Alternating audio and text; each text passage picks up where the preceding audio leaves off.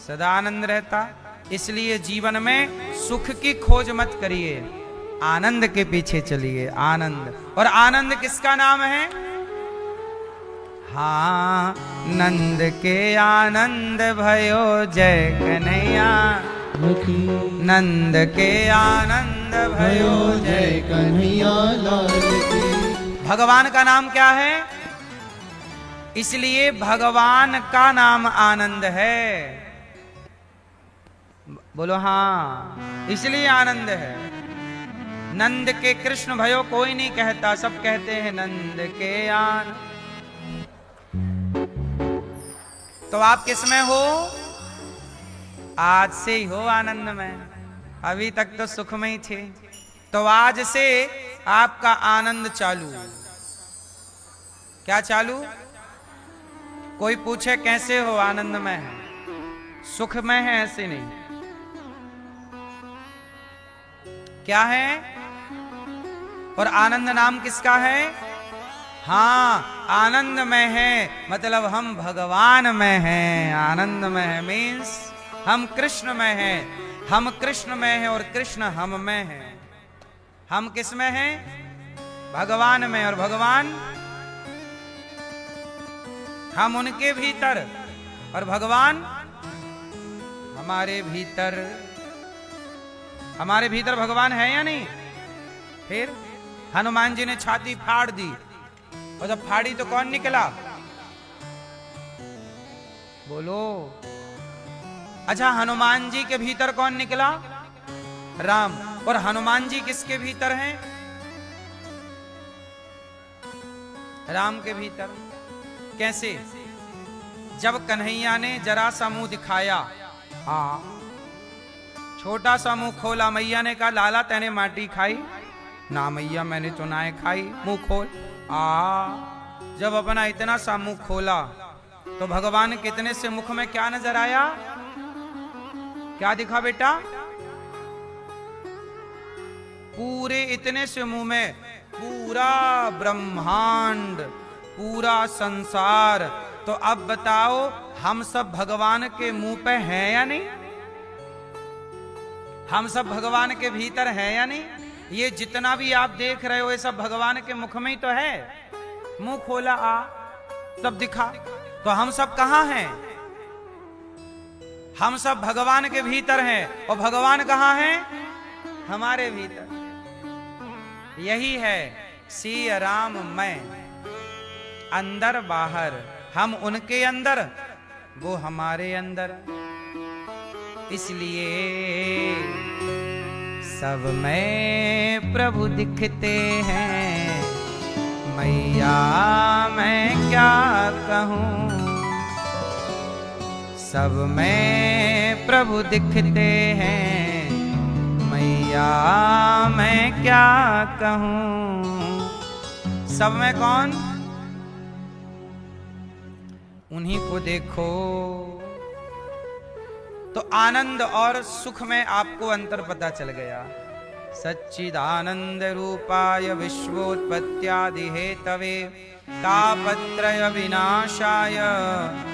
ऐसे भगवान जो सारे दुख को दूर करते हैं, राधा सहित कृष्ण को हम नमस्कार करते हैं। श्री कृष्णाय वयम नुमः।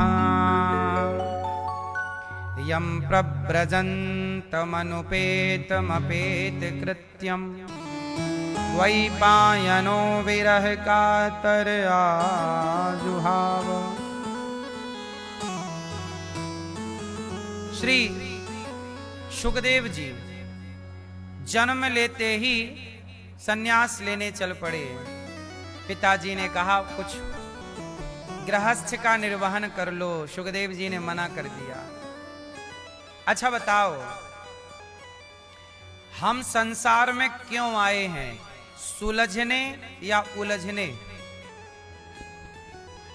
मैया आप क्यों आई हो यहां? उलझने सुलझने? मैया क्या बोलती तू?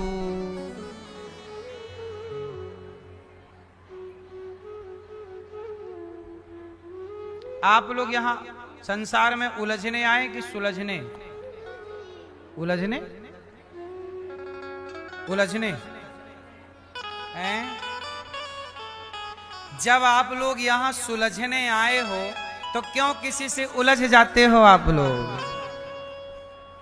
आप कह रहे हैं हम सुलझने आए और खुद उलझ जाते हो। दुनिया के लोगों से उलझे पड़े हो, सास से, देवरानी से, जेठानी से, पड़ोसी से, दुनिया उलझे हो और कह रहे हो सुलझने आए और खुद जानबूझ के उलझ रहे। एक आदमी था,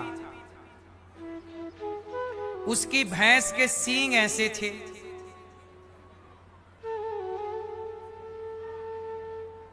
एक दिन उसने बैठे बैठे देखा कि मेरा सिर सींग में घुसेगा कि नहीं, नाप का है कि नहीं। तो भैंस बैठी पगुरा रही थी। पगुराना समझते हो? जुगाली। भैंस मुंह नहीं चलाती, भैंस चला रही थी मुंह, जुगाली कर रही थी, पगुरा रही थी।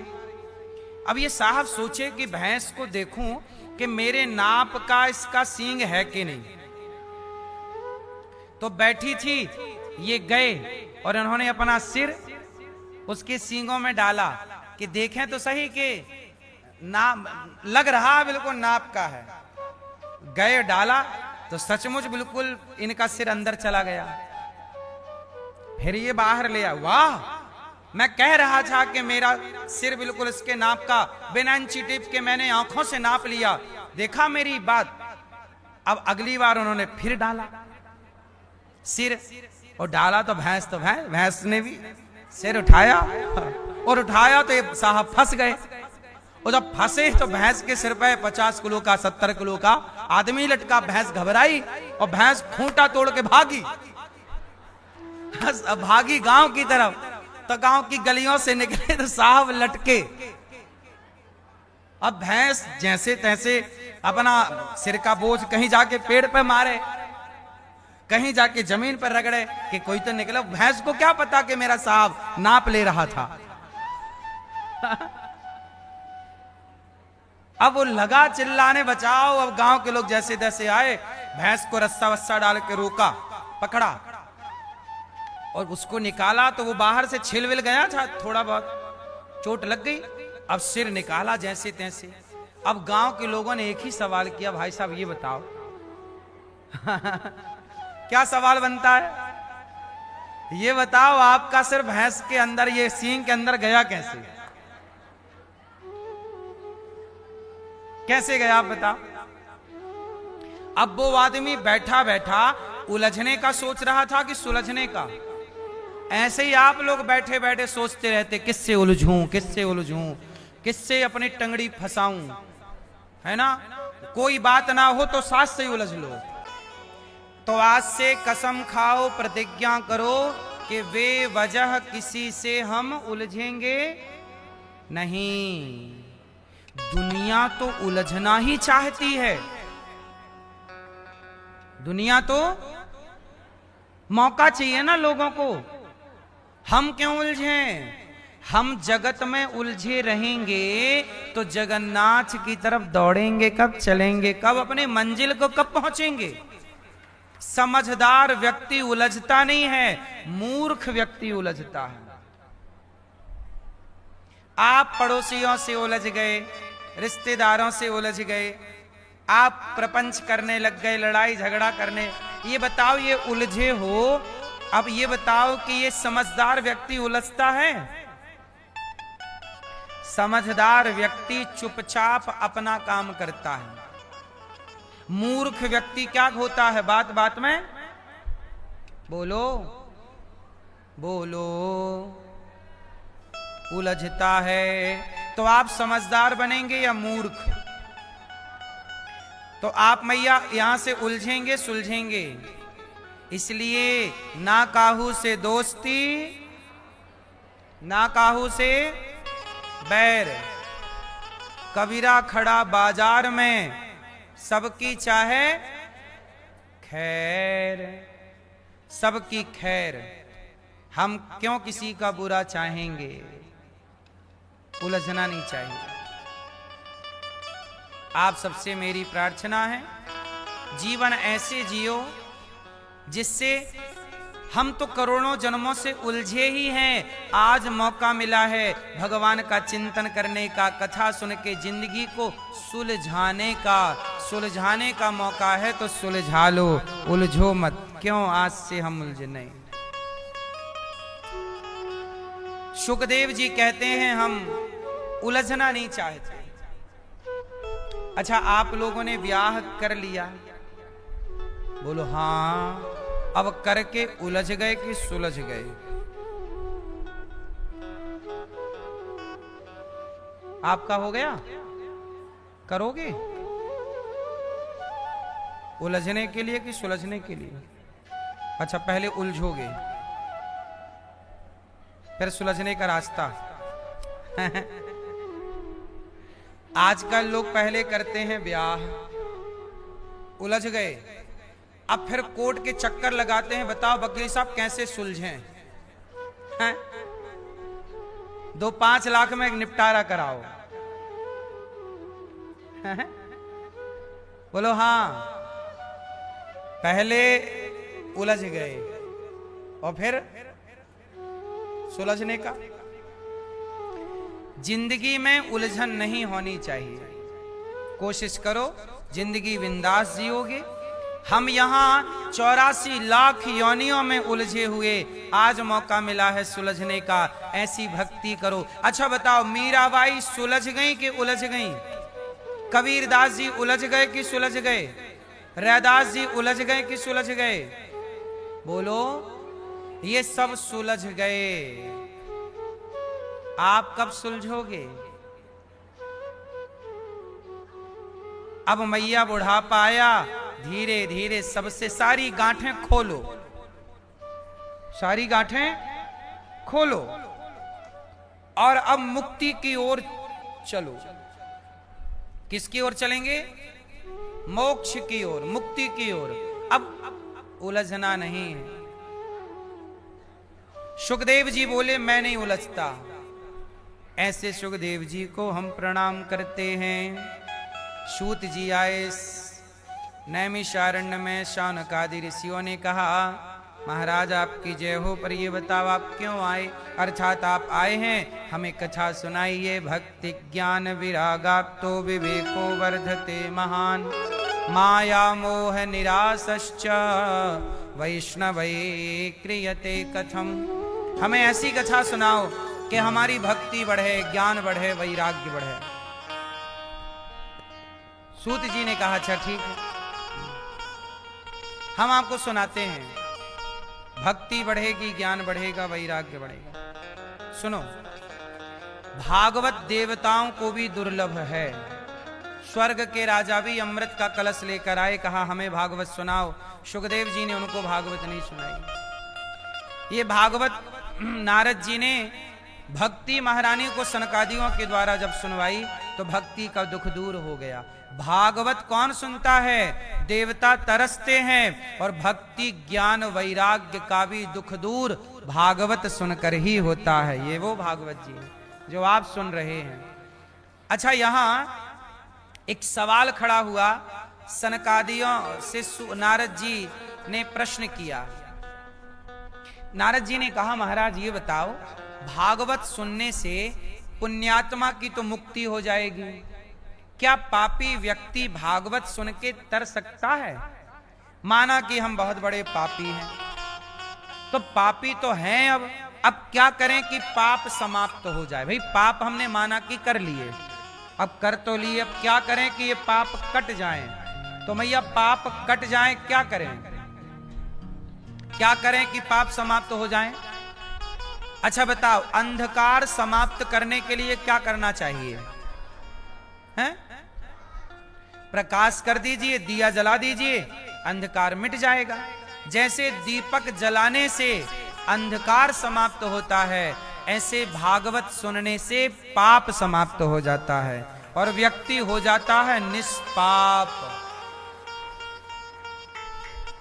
अच्छा सुनो, कोई पाप से मुक्त हुआ, तब कहा ये मानवः पाप कृतस्तु सर्वदा सदा दुराचार रता विमार्गिगाः क्रोधाग्निदग्धः कुटिलाश्च कामिनः सप्ताहयज्ञेन कलौ पुनन्ति ते। ये मानवः पापकृतस्तु सर्वदा सदा दुराचाररता विमार्गिगाः क्रोधाग्निदग्धः कुटिलाश्च कामिनः सप्ताहयज्ञेन कलौ पुनन्ति ते। बोलो हाँ, कितना भी बड़ा पापी हो वह पापी किससे मुक्त होगा? बोलो, कोई हुआ। अब इसकी एक कथा सुनाई, सुनो। तुंगभद्रा नदी के किनारे एक गांव था। उस गांव में एक पंडित जी रहते थे। पंडित जी का नाम था आत्मदेव, उनकी पत्नी का नाम था धुंधली। आत्मदेव जी के कोई संतान नहीं थी। संतान की कामना के लिए बहुत पूजा की, पाठ किया, जप किया, तप किया, पर कोई संतान नहीं हुई। तब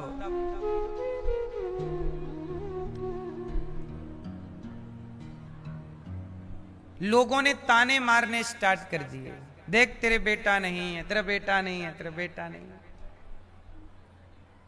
आत्मदेव जी को बड़ा बुरा लगा कि सब मुझे ताने मारते हैं। एक दिन जंगल चले गए, बोले मैं आत्महत्या कर लूंगा। आत्मदेव जी आत्महत्या करने चले। एक बड़ी चट्टान पर खड़े हो गए, ऊंचाई पर। वो कूदना चाहते थे कि मर जाऊंगा तो लोग ताने नहीं मारेंगे। तभी एक संत जी ने देखा कि कोई आत्महत्या करना चाहता है, तो एक संत जी अकस्मात प्रकट हो गए। क्योंकि आत्मदेव जी ने भक्ति की, तो भक्ति कभी मिथ्या तो होगी नहीं, उसका फल तो मिलेगा। तो भक्ति के प्रभाव से एक संत जी ने रोका, अरे रुको रुको रुको, क्या हुआ? हे ब्राह्मण देव, ये क्या कर रहे हो आप?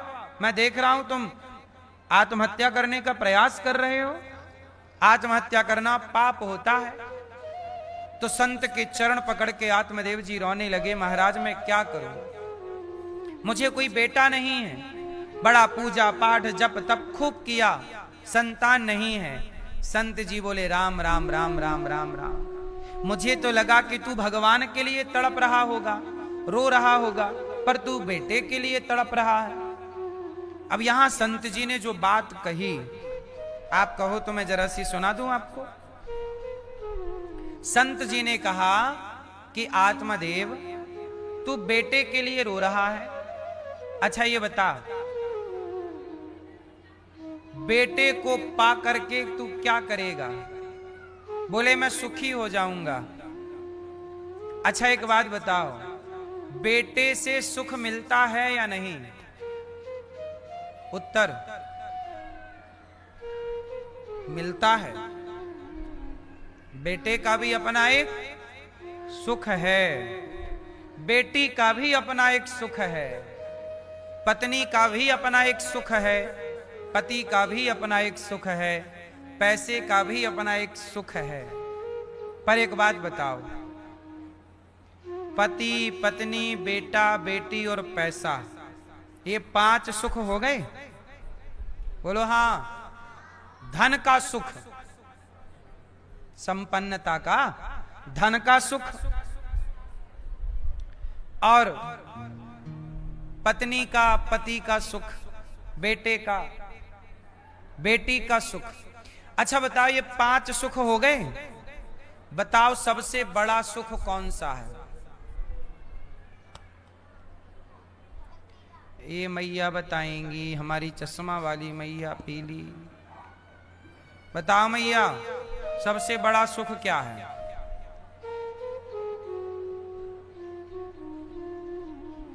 इतना टाइम नहीं है मेरी माँ। सबसे बड़ा सुख आप बताओ सब लोग।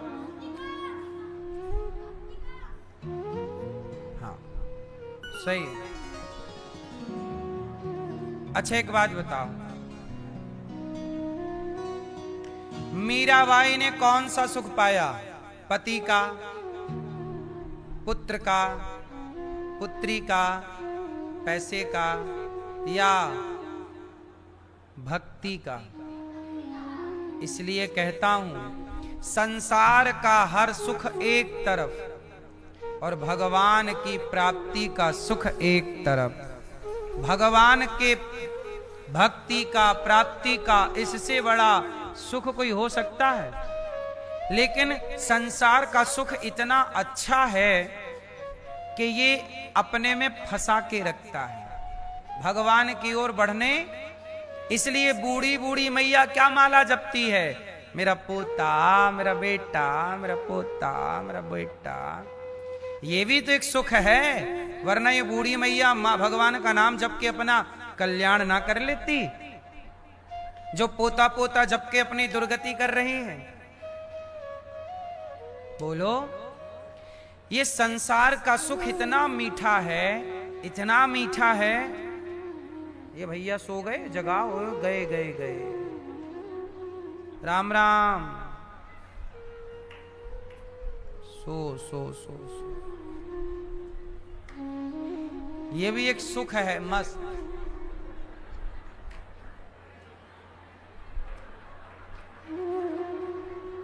अच्छा है ये भी एक सुख है, सोने का सुख, निद्रा। इसलिए 6 महीने सोता था। कौन? सोने का भी अपना सुख है। रजाई ओढ़ सो जाओ। बोलो हाँ। अच्छा सुनो, संसार में सारे, अच्छा संसार में सुख क्यों है? संसार में सुख क्यों है? मैया लॉलीपॉप ना होता तो आप बच्चों को बुद्धू कैसे बनाती?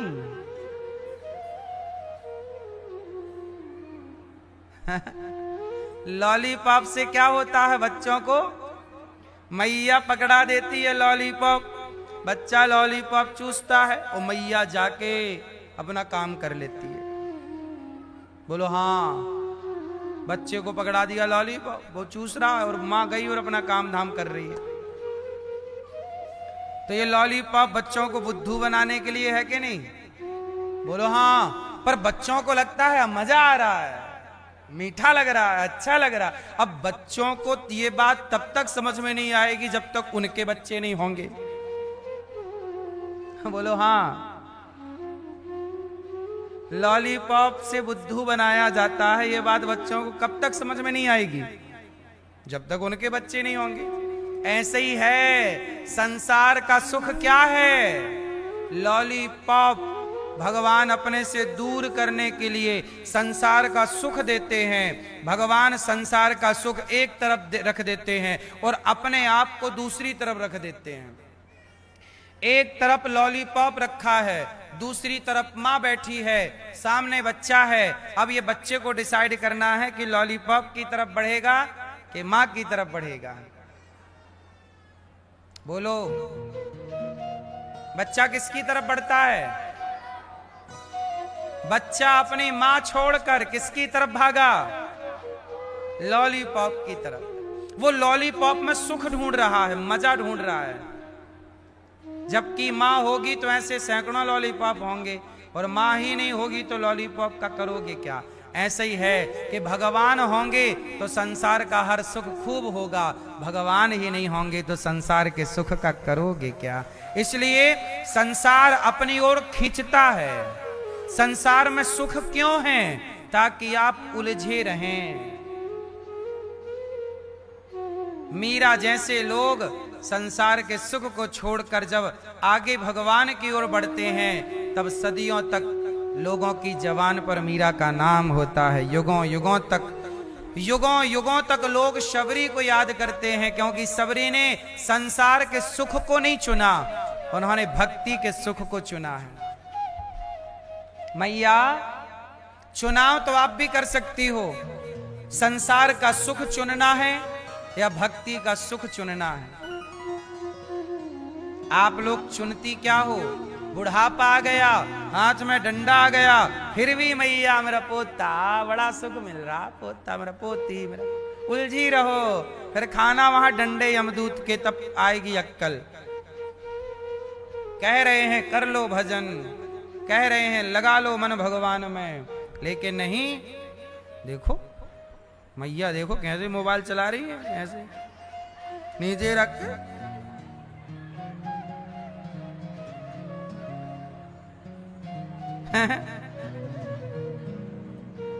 हाँ,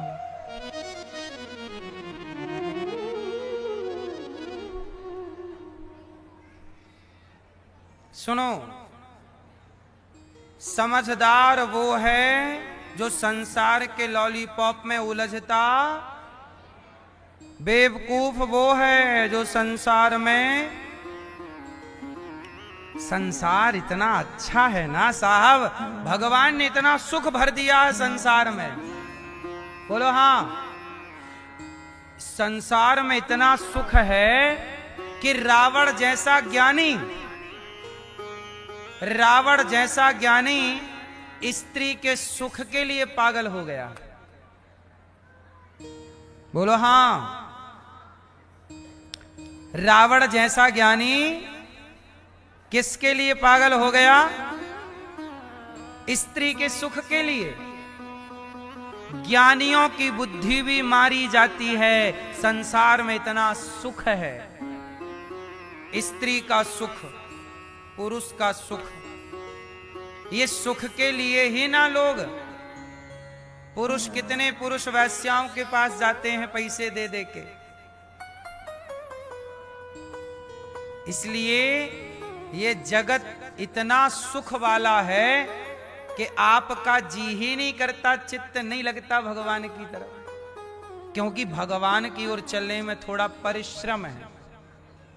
अब परिश्रम कौन करे? सबको मजा चाहिए, आनंद चाहिए, उलझे रहो। इसलिए नरक भरे हैं, स्वर्ग वैकुंठ खाली है।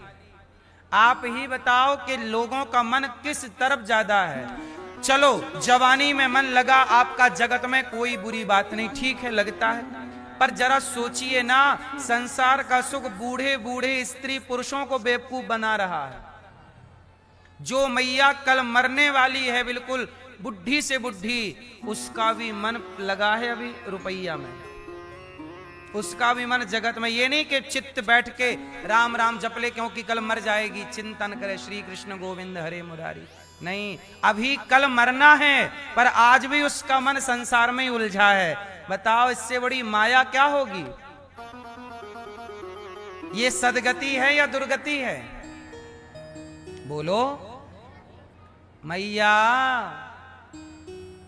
ये संसार तो मिल गया आपको, और संसार चलता रहेगा निरंतर। तुम अपने चित्त को यहां ना उलझाओ।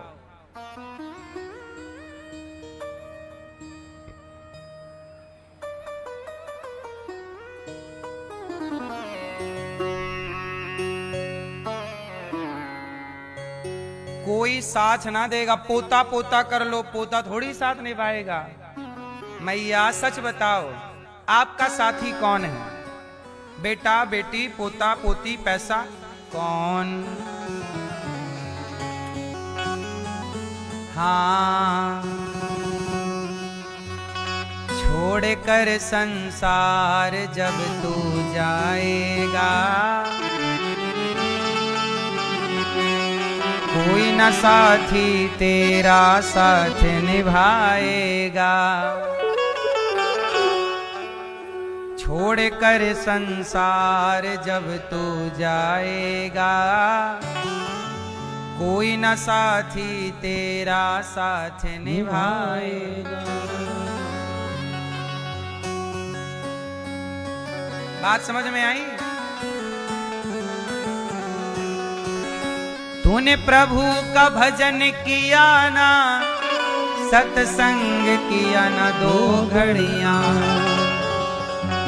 यमदूत पकड़ कर तुझको फिर डालेंगे हथकड़ी। कौन छुड़वाएगा, कोई न साथी तेरा साथ निभाएगा। जिसके लिए तुम मर रही हो, रो रही हो, आप रो रहे हैं या रो रही हैं, ये सब कहां तक के साथी हैं? ये सब शमशान तक के साथी हैं। बोलो हाँ। छोड़ कर संसार जब तू जाएगा,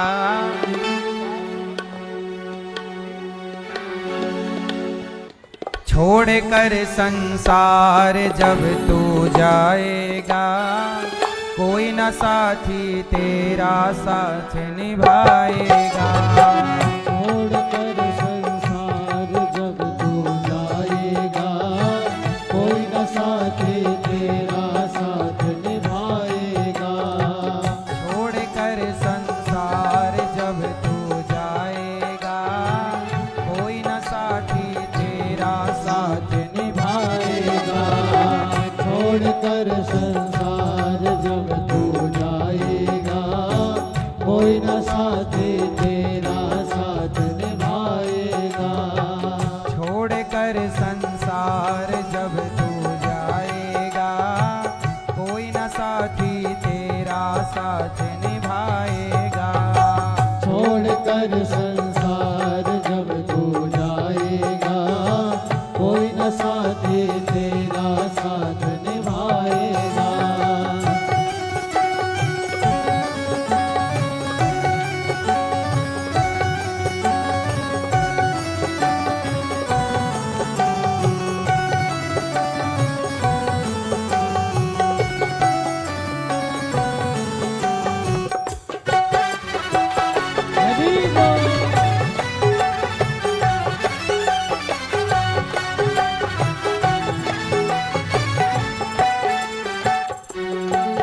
तूने प्रभु का भजन किया ना, सत्संग किया ना दो घड़ियां।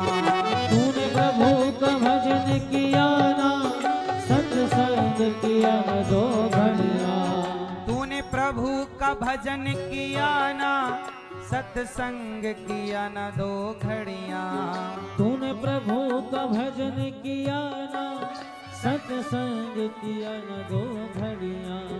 यमदूत पकड़ कर तुझको फिर डालेंगे हथकड़ियां।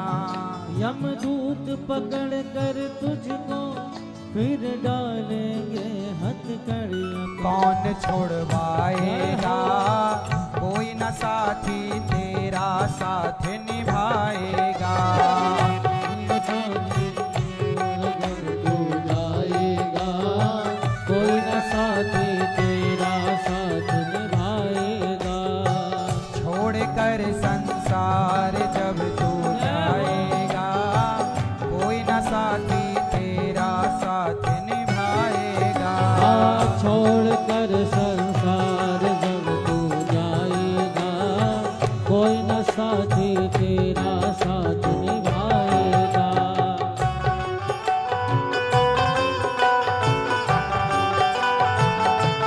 जय हो।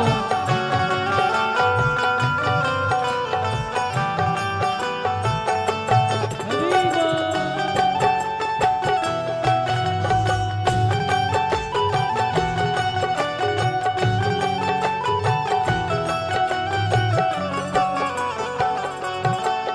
क्यों करता तेरा मेरा ये दुनिया रैन बसेरा। क्यों करता तेरा मेरा ये दुनिया रैन बसेरा। भैया सच्चाई ये है कि संसार के इस सुख में फंसना नहीं, संसार में रहो, उलझो मत। क्यों करता तेरा मेरा, तेरा मेरा क्या करता है यहाँ? क्या तेरा और क्या? अच्छा बताओ आपका क्या है? मैया सच बताना। सब बैठ जाओ, सुनो, ये भजन सुनने का है। एक बात बताओ, क्या ये शरीर आपका है? बेटा बेटी तो छोड़ दो, शरीर भी आपका हो तो बताओ। सच बताओ, शरीर पर आपकी जोर जबरदस्ती चलती है? शरीर आपका बुढ़ा हो रहा है, बाल पक रहे हैं, बुढ़ापा आ रहा है, क्या आप अपने शरीर को रोक पाए बुढ़ा होने से? फिर शरीर ही आपका आपके बस में नहीं है। क्यों नहीं है? क्योंकि ये शरीर आपकी प्रॉपर्टी नहीं है। क्यों है? शरीर भी आपका कहां है? ये सब छोड़ के ना जाओगे। छोड़े हुए शरीर को ही तो दुनिया जलाती है। मेरा भी शरीर एक दिन आप जलाओगे ही। इसलिए मैं क्यों कहूं कि शरीर मेरा है? जब शरीर मेरा नहीं तो फिर मेरा क्या? बताओ आपका क्या? ये अज्ञान के कारण कहते रहते हो मेरा मेरा मेरा। जैसे कोई भांग का नशा नहीं कर लेता, शराब का, भांग का, गांजे का, और नशे में फिर आदमी सब उल्टा उल्टी बातें करता है। नशेड़ी आदमी कैसी बोलता है? उल्टी उल्टी बात।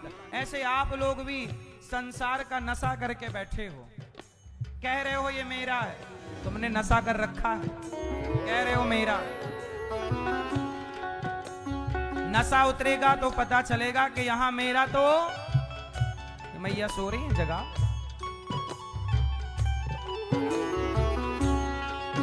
क्यों करता तेरा मेरा ये दुनिया रैन बसेरा?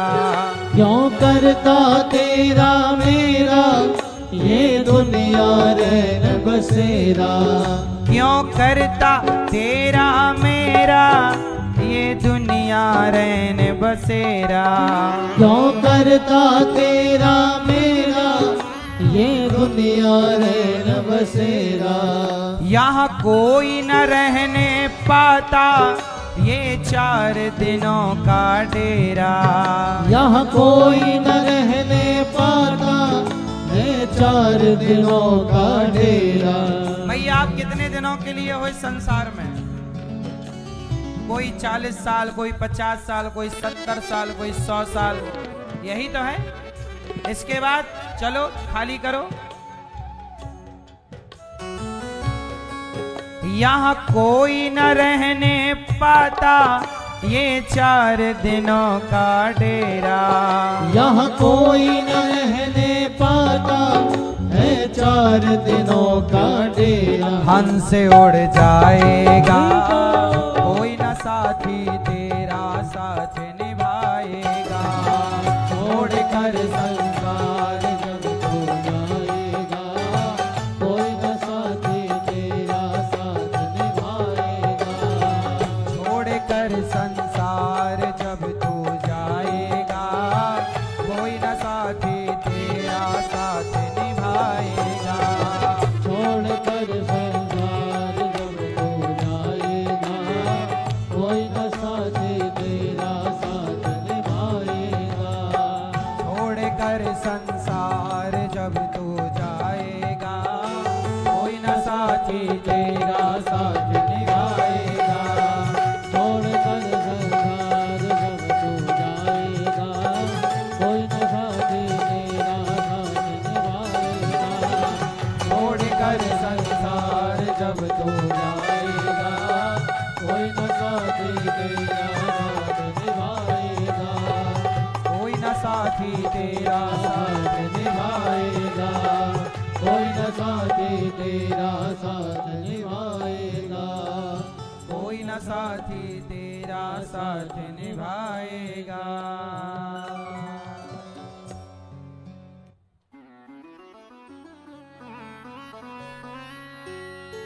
क्यों करता तेरा मेरा ये दुनिया रैन बसेरा? यहाँ कोई न रहने पाता ये 4 दिनों का मेला। हंस उड़ जाएगा कोई न साथी तेरा साथ निभाएगा। छोड़ कर संसार जब तू जाएगा कोई न साथी तेरा साथ निभाएगा। संत जी ने आत्मदेव जी को कहा कि तू बेटे के लिए क्या रो रहा है? आत्मदेव जी बोले नहीं नहीं हमें तो बेटा चाहिए। सच बताओ मेरी माँ, किसके लिए रोना सही है, जगत के लिए या जगन्नाथ के लिए? इसलिए कहता हूं भगवान के लिए रोया करो। किसके लिए रोएंगे? और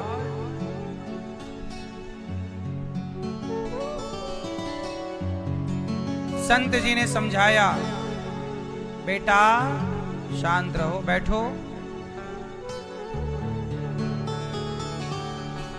सुनो,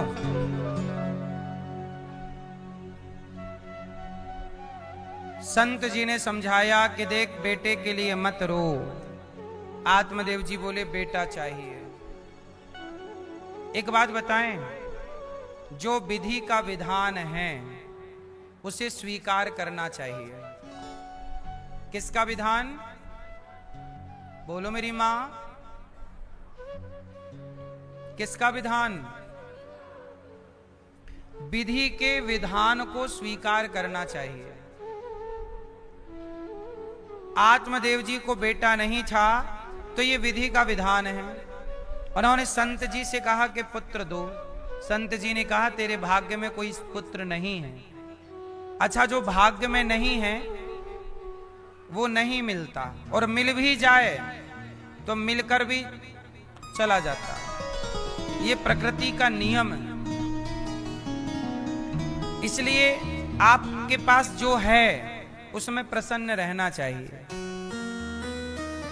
और जो नहीं है उसके लिए परेशान।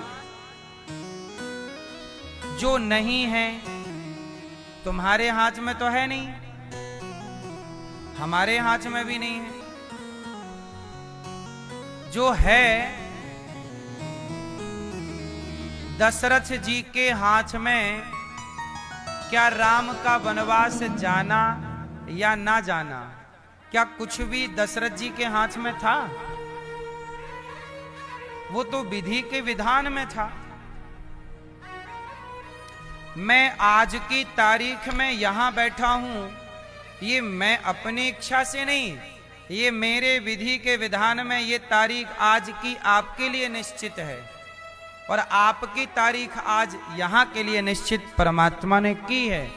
ये विधि का विधान, आप अपने से आए नहीं, वो विधि ने आपको तय करके यहां बुलाया। आपको क्या लगता है आप आ गए? नहीं, आप आते नहीं हैं, हम चलते नहीं हैं। भगवान हमें उसी ओर चलवाते हैं जिस ओर उन्हें चलवाना है। कहते हैं ना, दाने दाने में लिखा है खाने वाले का नाम। आपके नाम का दाना पानी यहां है तो आप आ गए, खत्म हो जाएगा चले जाओगे। ऐसे ही है इस संसार में। ये तय भगवान करते हैं कि कौन कहां कितने दिनों के लिए जाएगा। ईश्वर की डायरी में लिखा होता है, अनिरुद्धाचार्य को भेजा जा रहा है, इतने दिन रहेगा, ये काम करेगा, कार्य करके वापस इस तारीख को आना है। मेरे जाने की भी तारीख निश्चित है, बस मुझे पता नहीं है। पर मुझे ये बात तो पता है कि मुझे जाना है, ये बात आपको भी पता है कि जाना, किस दिन जाना है ये पता किसी को नहीं है, परंतु जाना है ये पता है। बोलो। इसलिए ये पूरा क्रम, इसलिए कहता हूं भगवान ने जो दिया उसमें खुश रहो, ज्यादा परेशान होने की जरूरत नहीं। आत्मदेव जी ने कह दिया कि हमें बेटा चाहिए। संत जी ने रोका कि बेटे के चक्कर में ना पड़ो, माने नहीं। संत जी से कहा बेटा तो चाहिए, तो संत जी ने एक फल दे दिया, कहा पत्नी को खिलाना। पत्नी ने खाया नहीं, धुंधली ने गाय को खिला दिया, तो गाय को एक बच्चा हो गया। उसका नाम रखा गोकर्ण। क्या नाम रखा? और धुंधली की बहन को एक बच्चा हुआ, उसका नाम रखा धुंधकारी। और धुंधकारी और गोकर्ण दोनों एक साथ बड़े होने लगे तो धुंधकारी बड़ा दुष्ट हुआ और गोकर्ण जी बड़े ज्ञानी हुए। आत्मदेव जी के यहां एक भी संतान नहीं थी, अब दो दो बेटे आ गए, पर दोनों बेटों के बाद भी आत्मदेव जी के हिस्से का दुख उन्हें मिला। जब बेटा जवान हुआ धुंधकारी तो बाप से बोला पैसे लाओ, बाप ने मना किया, तूने तो सारा बर्बाद कर दिया। मारा अपने बाप को, धुंधकारी ने मारा। और जब मारा तो आत्मदेव जी रोने लगे, हे विधाता, इतना तो मैं तब भी नहीं रोया जब बेटा नहीं था। बेटा नहीं था तो इतना दुख नहीं था जितना दुख बेटा होने के। मैया, बेटे से सुख तब मिलता है जब बेटा आज्ञाकारी हो। यदि पुत्र आज्ञाकारी नहीं है तो पिता को उस पुत्र से सुख नहीं मिलता। मां को ऐसे बेटे से सुख नहीं मिलता जो आज्ञाकारी ना हो। इसलिए कहता हूं, आप लोग अपने बच्चों को समय दिया करो। बच्चों का निर्माण, शारीरिक निर्माण तो भगवान कर ही देते हैं, बोलो हाँ। लड़कपन से जवान भगवान ने कर दिया, लेकिन उस बच्चे के अंदर जो व्यवहार है, वो व्यवहार किसके साथ कैसा करें, ये तो संस्कार का विषय है ना। और ये संस्कार कौन भरेगा? माता पिता गुरु। लेकिन आप लोग अपने बच्चों को अच्छी बातें बताते नहीं, राजा हरिश्चंद्र की कहानी सुनाते नहीं, राम की कथा सुनाते नहीं, राम का आदर्श जब पढ़ाओ नहीं, सुनाओ नहीं, तो बच्चे राम की तरह कैसे बनेंगे? श्रवण के बारे में बताओगे ही नहीं तो बच्चा श्रवण की तरह कैसे बनेगा? श्रवण का पाठ पढ़ेगा तो श्रवण की तरह बनेगा, बोलो हाँ।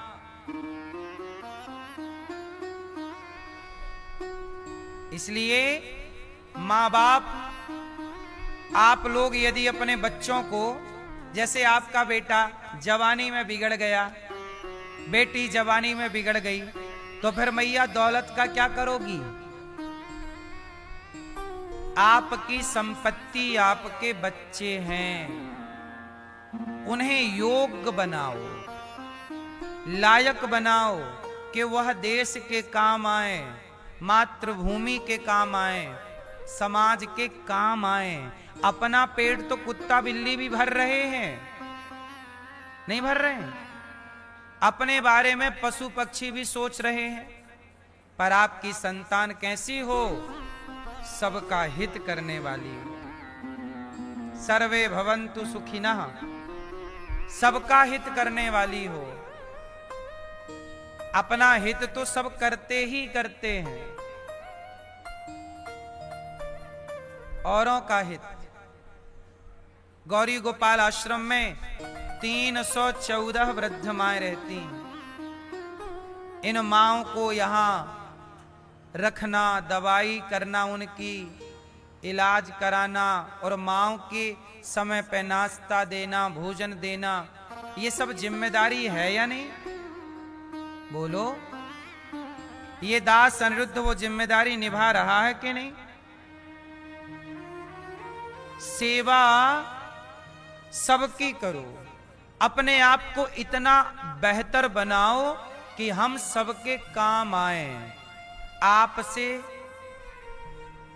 समाज को कुछ प्राप्त होना चाहिए। यदि आपने समाज को कुछ नहीं दिया तो आपके होने का अर्थ क्या निकला? फिर आप हैं लेकिन आपने समाज को कुछ दिया ही नहीं। गौरी गोपाल आश्रम में माताएं रहती हैं, उनकी सेवा, इसलिए हम आपसे भी कहते हैं, आप भी माताओं को भोजन बंटवाओ। आप भी आज का नाश्ता, आज का भोजन, कल का नाश्ता, कल का भोजन, कि हमारी तरफ से भी हम माँओं को अन्नदान करेंगे, हम भी किसी माँ के काम आएंगे। जिन माओं को अपने बच्चों ने निकाला है, सहारा ना दिया, ऐसी माओं की सेवा हम करेंगे। गौरी गोपाल गुरुकुल में 150 बच्चे पढ़ते हैं। आप लोग कितने बच्चों के बारे में सोचते हैं? आपके 2, 4, 5 बच्चे होंगे, 6 बच्चे होंगे। आप सारी जिंदगी अपने 2, 3 बच्चों के बारे में सोचते हैं, उन्हीं के बारे में सोचते रहते हैं, उन्हीं के लिए कमा कमा के रखते हैं। आपके अंदर इतनी क्षमता है कि आप 2 अपने बच्चों का भी पालन कर सकते हैं और 2 किसी और बच्चों को पढ़ा लिखा के योग्य बना सकते हैं। चाहे तो आपके अंदर इतनी क्षमता है, पर आपकी इच्छा शक्ति भी तो होनी चाहिए। गौरी गोपाल गुरुकुल में मेरे पास 150 बच्चे हैं। इन बच्चों को रखना, पढ़ाना, लिखाना, इन बच्चों के लिए शिक्षक रखना। 8 शिक्षक हैं हमारे पास बच्चों के लिए, और शिक्षकों की सैलरी यहां से जाती है। एक शिक्षक को, किसी को 50,000 रुपए महीना, किसी को 40,000 रुपए महीना, किसी को 30,000 रुपए, ये शिक्षकों को हम देते हैं। 8 शिक्षक हैं। किसके लिए? ये बच्चे यहां निःशुल्क पढ़ते हैं, 1 भी रुपए नहीं लेता हूं मैं सोचता हूं कि मैं कमा करके यदि बच्चों को पढ़ाया, लिखाया, योग्य बनाया, तो मर करके जाऊंगा तो भगवान को मुंह दिखाऊंगा ना कि मैं अच्छा करके आया हूं, मैंने बुरा नहीं किया। ये मेरी तैयारी मरने के बाद की है। जीते जी तो रोटी मिल ही जाएगी, पेट भर ही जाएगा। आपको भी तो ईश्वर को मुंह दिखाना ही पड़ेगा। तो क्या मुंह दिखाओगे? क्या करके आए हैं? केवल शराब की बोतलें खोलते रहे, मुर्गा मीट खाते रहे, पराई नारी के संग क्लबों में जाके नाचते रहे? क्या कहोगे? इसलिए धर्म करो साहब। आप भी कुछ बच्चों को, गौरी गोपाल गुरुकुल के बच्चों को, आप भी उनको भोजन कराने में, उनकी शिक्षा में थोड़ा थोड़ा योगदान कर सकते हैं कि 1-2 बच्चों की शिक्षा मैं अपनी ओर से करूंगी। 2 बच्चों को, 1 बच्चे को आप गोद लीजिए कि साल भर 1 विद्यार्थी को हम अपनी ओर से पढ़ाएंगे और भोजन कराएंगे। ये थोड़ी थोड़ी हेल्प है आप सबकी। मदद किसे कहते हैं? कर सकते हो, करने योग्य हो तो जरूर करना। अभी हम एक विद्यालय और बना रहे हैं, कक्षा 1 से लेके 12वीं तक। अभी उस विद्यालय का काम चालू हो चुका है, नक्शा पास होने चला गया, ड्राइंग तैयार हो गई, काम धरती पर भी स्टार्ट होने वाला है।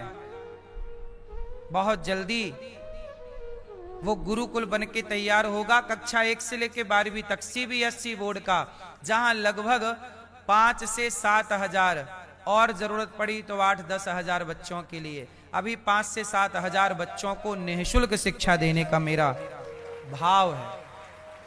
मैं कमा सकता हूं। देखो, जब तक ताकत है आप भी पैसे खूब कमाओ, खूब पैसा कमाओ, और पैसा कमा के उसका सही उपयोग करो। जब तक ताकत है कमाएंगे। यदि मेरे द्वारा मेहनत करके कमाए हुए पैसे से मैं बच्चों को शिक्षित बना दूं, सेवा कर लूं। अब देखो ना, गौरी गोपाल रसोई चल रही है, आप में से कितने लोगों ने प्रसादी पाई? कोई पैसा लगा? 30,000 लोग पर डे प्रसाद पाते हैं यहां वृंदावन में। कोई भी, अभी भी आप देखो, हजारों लोग लाइन में होंगे, खा पी के लोग जाते हैं।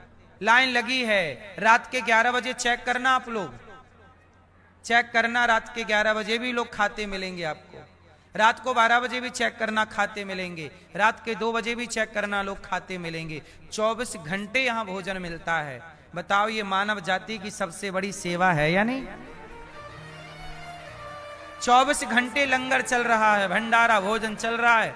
मैं ये दास अनिरुद्ध, मैं आप लोगों से भिक्षा मांग मांग कर यदि ये सेवा कर रहा हूं, तो बताइए ये पाप है या पुण्य है? इसलिए कहता हूं, अपना पेट सब भरते। देखो, लाइन में लगे हैं सब लोग, सब नित्य भोजन की सेवा। आप भी किसी को भोजन दे सकते हैं तो दीजिए, थोड़ा अन्नदान कर। ये देखो, लाइन लगी है, रैंप भरा हुआ है। ये अभी भी आप देख लो, सब भोजन चल रहा है। अन्नदान, बताओ धरती का सबसे बड़ा दान क्या है? इसलिए ये दास आपसे निवेदन करता है कि आज का, कल का रसोई, कल का भोजन आप अपनी ओर से बंटवाओ और आप पुण्य करो, अन्नदान करो। गौरी गोपाल आश्रम में सवेरे सवेरे संतों की भीड़ लगती है। वृंदावन के सभी संत यहाँ, लगभग फुटपाथ पर सोने वाले संत आते हैं और ये सब साधु लोग भोजन करते हैं यहाँ। आप भी इन संतों को अन्नदान करिए। थोड़ा थोड़ा आप अन्न दे सकते हैं, दान कर सकते हैं। कल का अन्न क्षेत्र आप बंटवाइए कि कल का संतों को भोजन हम बंटवाएंगे हमारी ओर से। बेटी के जन्मदिन पर, बेटे के जन्मदिन पर, बेटी के लिए, बेटे के लिए। दान करने से आयु लंबी होती है, जीवन में खुशहाली। जब आप किसी को पेट भर रोटी देकर खुश करते हैं तो आपके जीवन में भी खुशियां प्रकट होती हैं। खुश रहने का मूल मंत्र क्या है? खुश कौन रह सकता है? खुश वही रहता है जो खुश रखता है। आप किसी को खुश रखिए, आप अपनी सेवा से किसी को खुशी दीजिए, अपने आप आपको खुशियां प्राप्त होने शुरू हो जाएंगी, खुशियां मिलनी शुरू हो जाएंगी। तो गौरी गोपाल आश्रम में 400 गैया, 125 नंदी, गायों की सेवा से आप अपने आप को जोड़िए। भूसे का सीजन आ गया है, गेहूं कटने लग गई हैं, आप भी एक ट्रॉली भूसा गाय को दे सकते हैं। गाय की सेवा से आप भी अपने आप को जोड़ सकते हैं। गौ सेवा कीजिए। जिन गायों को इलाज की जरूरत है, ये दास अनिरुद्ध गायों के लिए एक हॉस्पिटल भी बना रहा है, जहां गाय को रखेंगे और गाय का इलाज होगा। तो आप भी इन सेवाओं से जोड़िएगा जरूर। अब गौरी गोपाल आश्रम में देखो ना, हमारी वृद्ध माएं,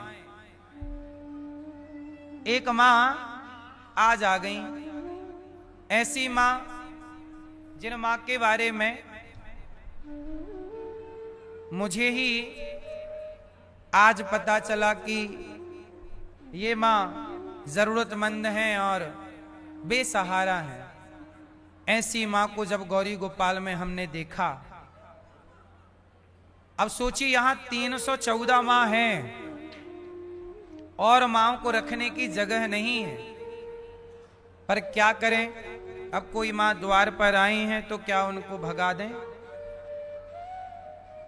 ऐसी माएं जिन माओं का कोई सहारा ना हो,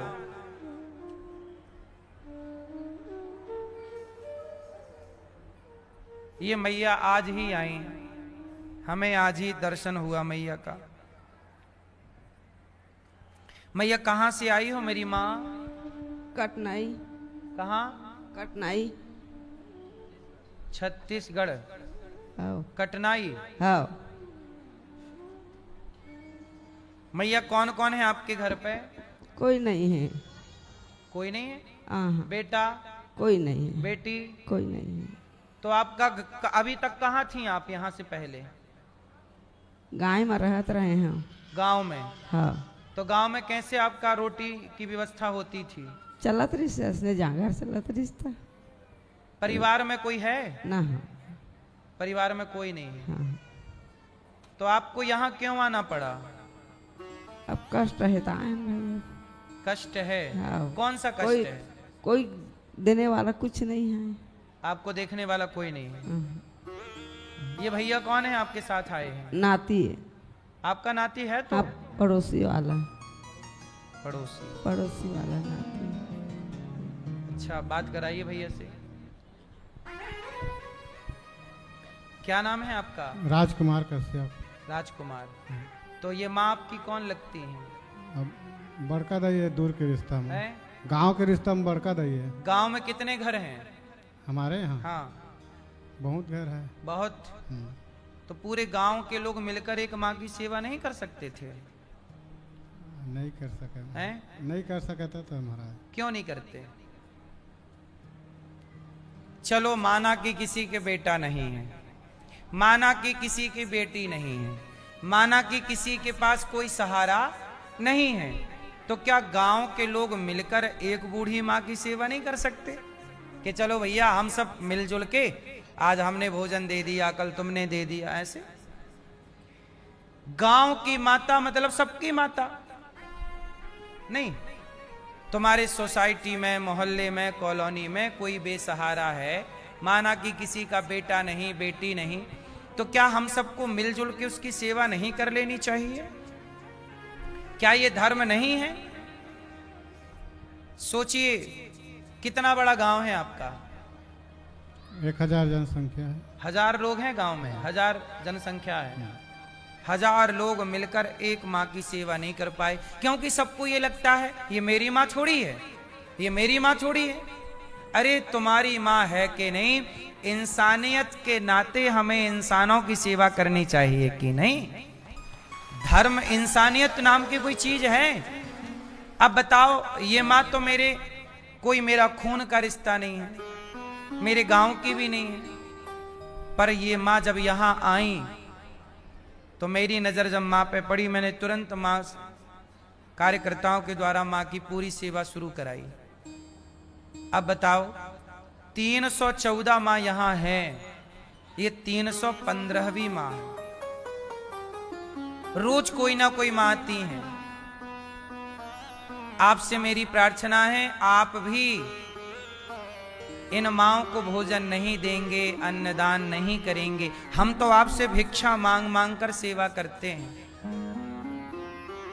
हम कोई बिजनेस व्यापार तो करते नहीं, आपसे भिक्षा मांगकर मानव जाति की सेवा करते हैं। बताइए, जो हम कर रहे हैं वो सही है कि गलत है? जिनका सहारा कोई नहीं, उनका सहारा ही ये गौरी गोपाल भगवान बनते हैं। तो आप गांव वालों को बोलना कि आप सब मिल करके ऐसी कोई भी बेसहारा माँ हो, जी। और मैं इनके द्वारा आप सब गांव वालों को, क्षेत्र वालों को, सबको निवेदन करूं